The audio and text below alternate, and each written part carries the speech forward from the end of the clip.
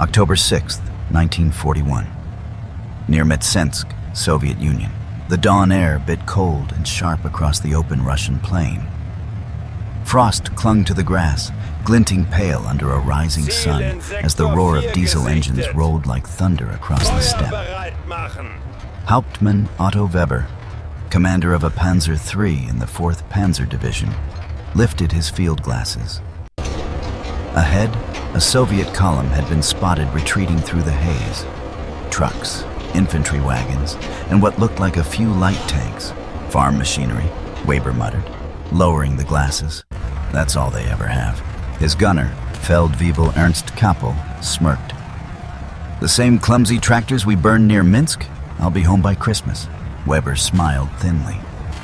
Everyone said the same thing. The Red Army's tanks were outdated, slow, thin-skinned, primitive. Every intelligence report said so. The order crackled over the radio. Panzergruppe, advance and engage. The formation surged forward. Engines roared, treads bit deep into the frozen soil, and exhaust turned to fog in the bitter air. For the first few kilometers, resistance was light. Scattered rifle fire, the occasional anti-tank gun. Then, as the panzers crested a low ridge, the world changed. A shell screamed out of nowhere and slammed into the lead panzer. The explosion hurled dirt and steel skyward. The tank burned instantly, its turret blown clean off. "Woher kam das?" Weber shouted. Where did that come from? Then they saw it. Half hidden among the birches sat a line of strange, angular tanks. Their armor wasn't flat like German machines. It was sloped, glistening under frost. Their tracks were wide, built for mud and snow. And when one of them shifted, its engine growled like a living beast. Kappel stared through the gun sight. What in God's name is that? A Soviet T-34 rolled out from cover. The red star on its turret caught the morning light. It moved fast. Far faster than any German expected a tank that size to move. "Range 600 meters, Weber barked. Kappel fired. The 50mm shell hit dead center and bounced. It didn't penetrate. "Reload!" Weber shouted. Kappel's hands shook as he rammed in another shell. The second shot struck the turret ring, another ricochet. The T-34 didn't even slow down. "Mein Gott," Kappel whispered. Then came the counterfire. The Soviet gun flashed, and an armor-piercing round slammed into a Panzer 2 positions to the left. The German tank burst apart in a blossom of orange flame. "Reverse! Reverse!" Weber screamed into the intercom. The Panzer lurched backward, its engine whining. Through the vision slit, he saw another T-34 crest the ridge, its barrel swinging toward them. By the end of the hour, 5 Panzers lay burning. The survivors retreated to regroup behind a grove of birch trees. Weber stood outside his tank, trembling, staring across the smoldering field. They're everywhere, Kappel said, wiping soot from his face. Weber didn't answer. His eyes were fixed on the black silhouettes now rolling through the mist. Dozens of them. They looked crude, even ugly. Welded seams, uneven paint, boxy construction. But they moved with purpose, he muttered, almost to himself. This isn't an army of engineers. It's an army of blacksmiths and farmers. At that moment, the myth of Soviet inferiority died on the Russian steppe. And the Germans, for the first time, realized they were facing something entirely different. Something built for survival. November 1941. Near Tula, 200 kilometers south of Moscow. Snow drifted across the fields in thick, swirling curtains. The temperature had dropped below freezing, turning the Russian landscape into a white, frozen ocean. German engines coughed in protest as ice seized fuel lines and oil thickened into sludge. Hauptmann Otto Weber sat beside his Panzer, hands wrapped around a tin mug of bitter coffee. His men worked silently, scraping frost from the tracks. The Panzers looked exhausted, metal beasts beaten by the cold. Kappel, his gunner, trudged over carrying a cracked shell casing. "Same again, sir." It hit the side and just glanced off. He dropped it into the snow. A 50mm round, useless. Weber frowned. How many of them? Dozens, maybe more, Kappel said. The Russians used them like tractors. No formation, no finesse. But they never stopped coming. He wasn't exaggerating. Each day brought reports of the same thing. German anti-tank guns failing to penetrate the sloped armor of the T-34s. Columns of the Soviet machines appeared seemingly out of nowhere. Across rivers, through forests, even over swamps. Their wide tracks let them glide over mud that swallowed German vehicles whole. Weber had begun to study them whenever he could. Abandoned hulks littered the roads.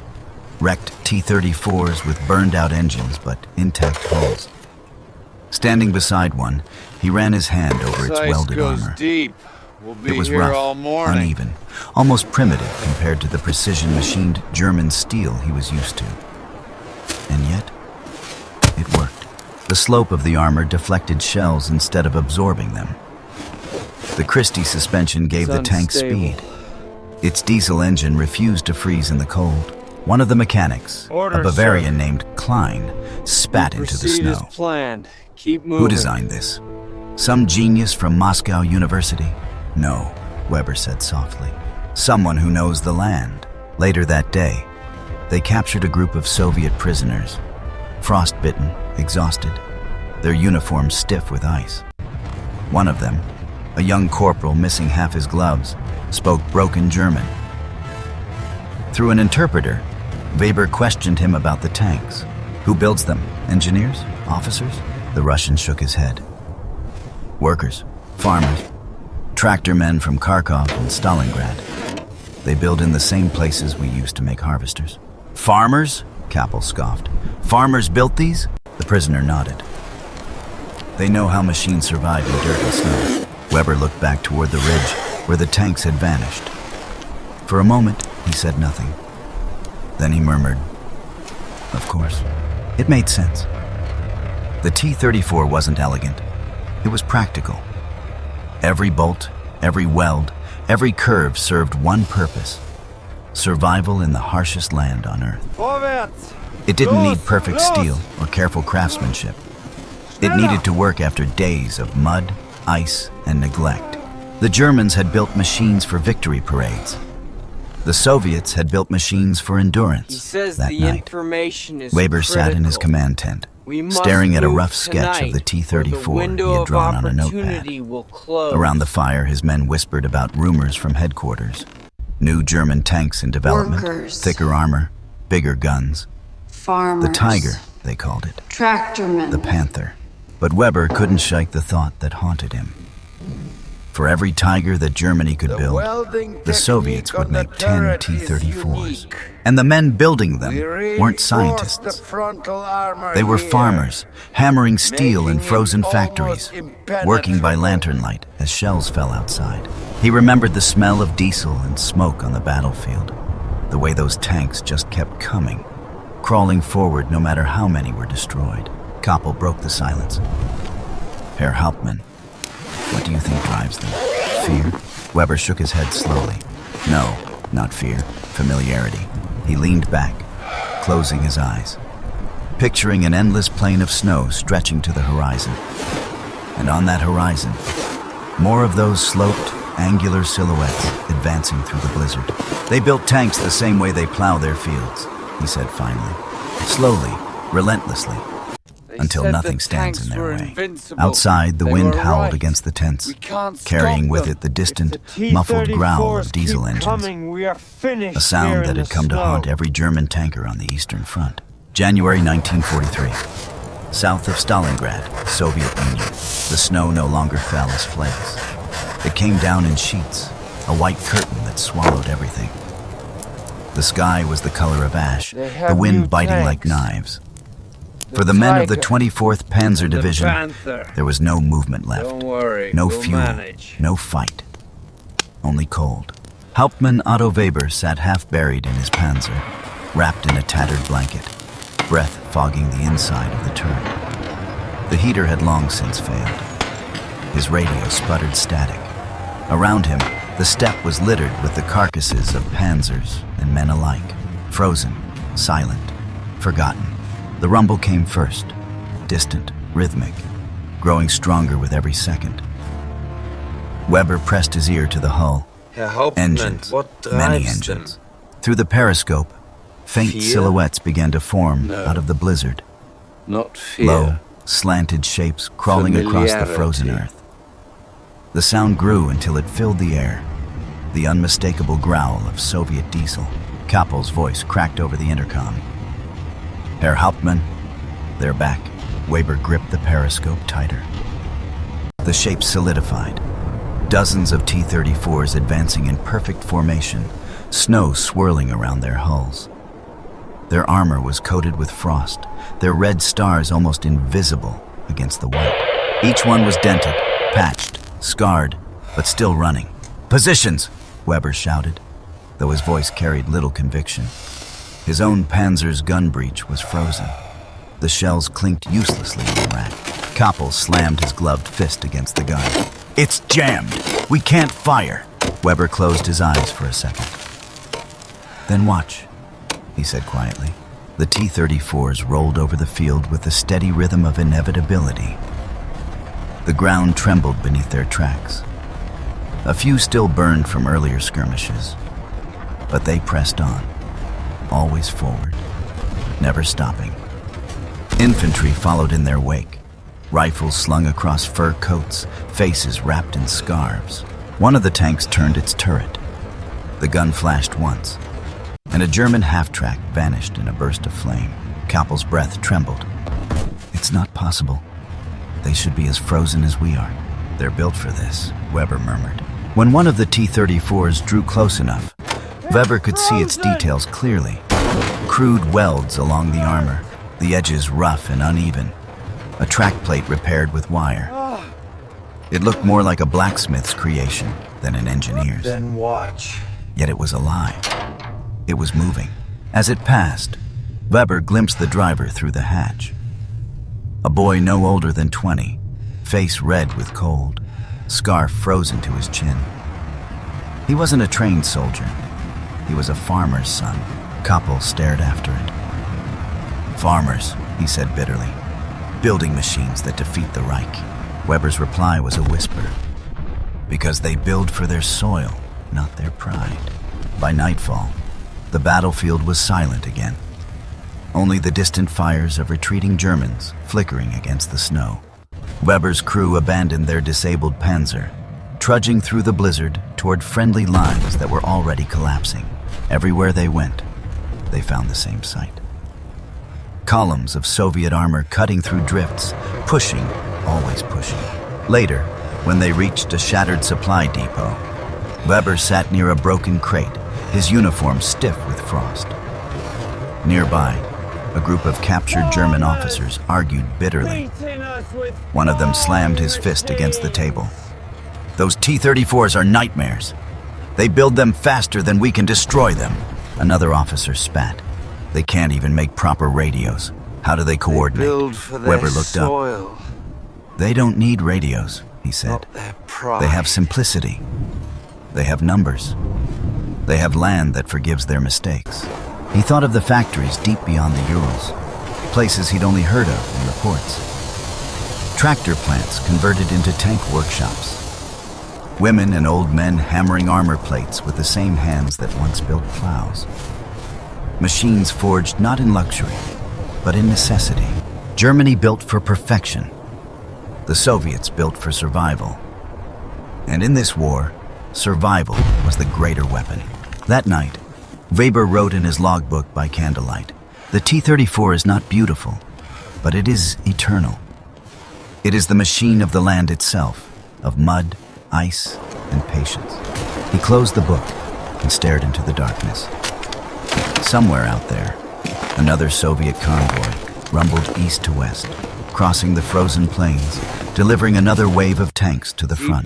The sound never stopped. It was the heartbeat of a nation made of steel and soil, a nation that refused to die. And in that endless hum of engines, Weber finally understood. The war would not be won by the They finest can't even machines. make proper radios. It would be How do won by they the ones fight? that could endure. August 1943, Kursk, Soviet Union. The sun rose over the steppe like a red coin, glowing through the haze of smoke and dust.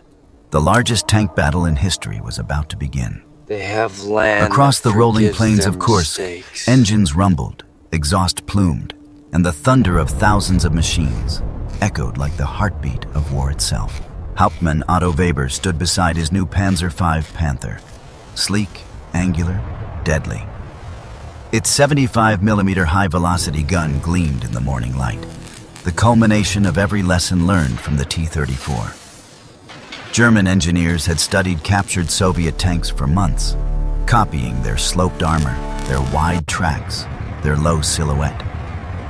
The Panther was supposed to be Germany's answer, perfection in steel. But Weber didn't feel confident. He felt weary. He looked across the field where smoke drifted low and black over the grass. On the horizon, he could see them. The familiar shapes of T-34s, hundreds of them, glinting faintly in the rising sun. Kappel climbed into the turret, slapping the side of the gun. "Now we'll see whose machine is better, eh?"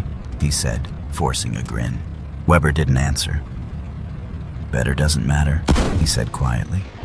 "Only how many?" At 5:30 a.m., the order came down the line. "Angriff beginnt." The attack begins. Engines roared to life. Panthers, Tigers, and Panzers surged forward, their treads tearing into the earth. The air filled with the smell of oil, sweat, and cordite. Within minutes, the first shells were fired. The Battle of Kursk had begun, and the world shook. Weber's Panther advanced through the smoke, its cannon firing again and again. Each shot found a target, a T-34 exploding in a plume of fire, its turret blown skyward. For a moment, it seemed as if the Germans were winning. Precision met chaos. Engineering triumphed over simplicity. Then the counterattack came. From behind the ridgeline, waves of Soviet armor surged forward. Hundreds of T-34s stretching beyond the horizon. Their engines growled in unison, their guns flashing in a synchronized storm of fire. The ground trembled under the weight of them. "Unmöglich," Kappel shouted. "There can't be that many," but there were. For every tank that burned, 3 more took its place. Weber swung his binoculars toward the east, the endless line of armor advancing across the steppe. He could see the men clinging to the turrets, waving red flags, shouting battle cries.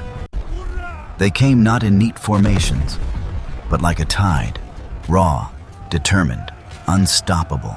The Panther's gun roared again, taking down another T-34. The crew cheered for 5 seconds before a Soviet shell slammed into their side armor. The blast threw Weber against the wall of the turret. Alarm screamed. Smoke filled the compartment. "Fire in the engine!" Kappel yelled. "We've lost hydraulics." Weber grabbed his pistol, coughing through the fumes. "Abandon tank!" They burst out through the top hatch, rolling into the grass as the Panther burned behind them. Around them, the world dissolved into chaos. Tanks burning, shells screaming, machine gun fire slicing through the air.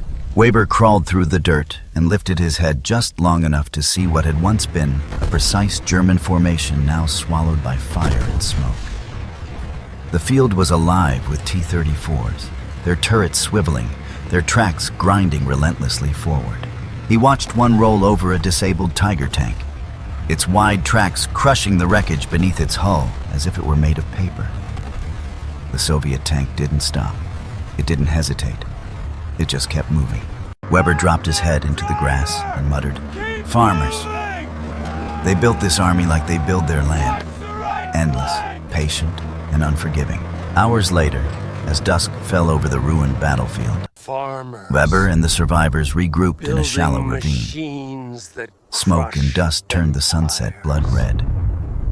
He looked at his crew, exhausted, blackened, silent. Kappel broke the silence first. "We had the better machines." Weber nodded slowly. "But they had better men for their machines." He looked toward the east. where the glow of burning tanks still flickered on the horizon. They build them in tractor plants, he said quietly, by men who spend their lives fighting mud and frost. They build them to work, not to shine. The realization hung heavy in the air. The war of precision had met the war of endurance, and endurance had won. As the night deepened, Weber picked up a handful of black soil. It crumbled between his fingers, cold, gritty, stubborn. The same soil the farmers worked, the same soil that had swallowed every empire that came to conquer it. This land, he whispered, builds machines in its own image. From the distance came the faint, ghostly hum of engines, the sound of more T-34s rolling forward through the night, their silhouettes gliding across the burning plains like ghosts of the earth itself. For the German crews who survived Kursk, it was not just the defeat that haunted them. It was the understanding that they had underestimated not a machine, but a people, men who knew how to build for the land they lived on and die for it without hesitation. In the end, it wasn't the engineers of Berlin who shaped the Eastern Front. It was the farmers of Kharkov and Stalingrad, with grease on their hands and frost in their lungs, who built the tank that broke the myth of German invincibility.